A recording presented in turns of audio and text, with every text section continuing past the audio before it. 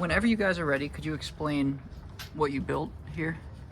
So what we built here was a sounder that uses 3 microphones and pinpoints the location within a half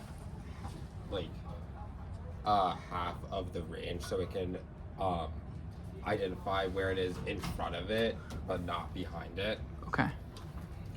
And so in terms of actually being able to do that, we basically have 3 RC circuits connected straight to the output of the microphones, so that when the snap happens and the waveform comes into any of the microphones, it then goes through a diode and an RC circuit, which then we detect the rising edge of the output of that, so that it's a lot cleaner of a detection in terms of which microphones that we're actually detecting.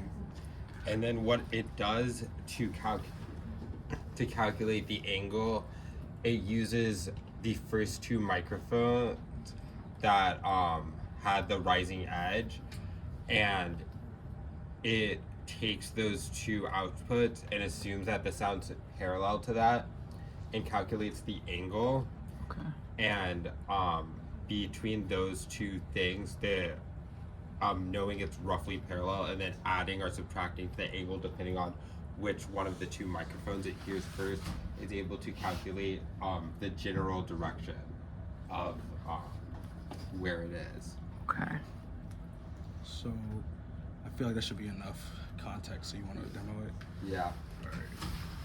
So in terms of where me and Anthony are, Yeah. we're more towards the extremes of the circle. Okay. It's a lot cleaner of a detection, and it's more likely to actually get it correctly, because we made a couple of assumptions, and as we tested it out, we realized that the way the waves are moving throughout the air is reflecting off of different things. So depending on where you're actually snapping or clapping, it might not detect so we can see the accurately for a little bit, and then it might actually be in the correct quadrant. Yeah. So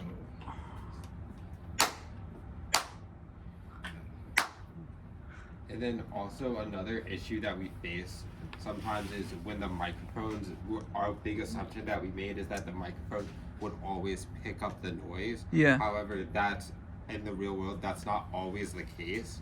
So our model is not accurate unless if at least 2 of the microphones that should pick it up first pick up the noise, or else because if they don't pick it up, then it'll calculate it based off of the 2 microphones that do pick it up.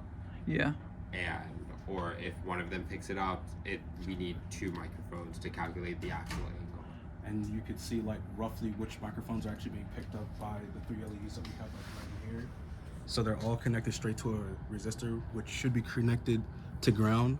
And when you do any sound, you can see roughly what microphones are basically being picked up. Sure.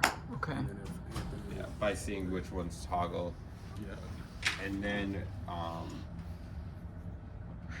So you're on this side and you're on this side, which is why we're seeing that ball go boink boink. Yeah. If I were to clap here, do you think it would go towards the middle? yes. Yeah. It's just harder for it to pinpoint exactly that's in the middle. But it's closer to the middle. Yeah. It is closer to the middle, yeah.